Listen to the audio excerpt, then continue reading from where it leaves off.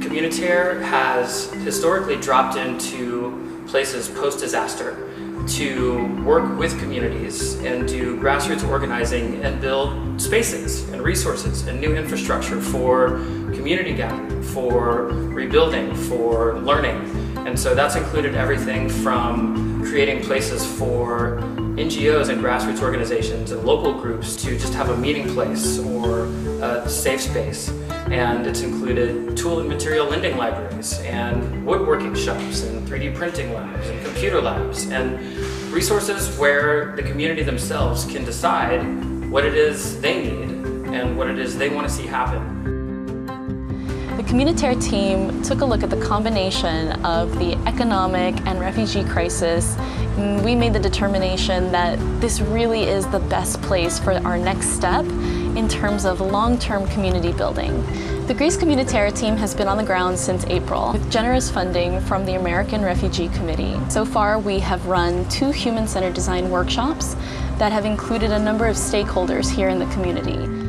In addition to these workshops, we have also secured a generous donation from Leroy Merlin and will be opening our semi-permanent facility with a shipping container that they've converted. We're really excited to place it in a strategic location around Thessaloniki, working closely with our partners and stakeholders to identify the right location for this facility for the community.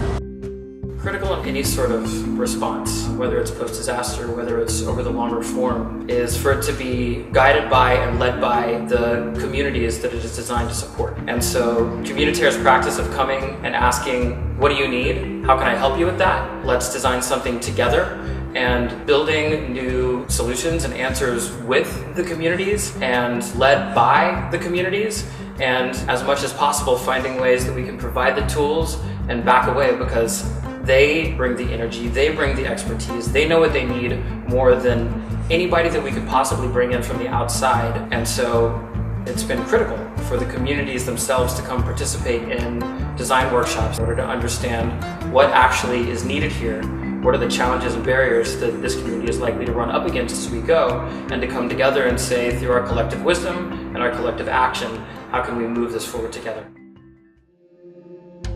So now with Greece Communitere, we find ourselves in the middle of sort of a transition, both for Communitere as an organization, expanding upon and building on the model that has worked in the past, historically in disaster scenarios. And also we find ourselves in a transition in Greece right now, Greece transitioning through an economic crisis that is affecting the local community here, and then also transitioning through sort of a new stage in responding to the incoming communities of refugees. One of our hopes for Greece Communitere is that it can be one of the critical components for resiliency and integration of refugees and local Greeks. There's so much potential here in Greece, and starting off with the requirements of the initial funding from the American Refugee Committee is just the kickoff point.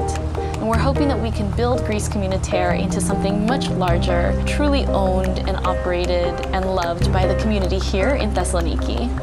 Our initial funding is enough to get everything operational and up off the ground for the next 6 months. We're treating this as a long-running pilot to test what's going to be right for the community based on what they need and what they're requesting. We're hoping with continued funding, both from this donation, continued support from Communitere International, that we can continue operating Greece Communitere for a lot longer than the 6 months we're originally scheduled for.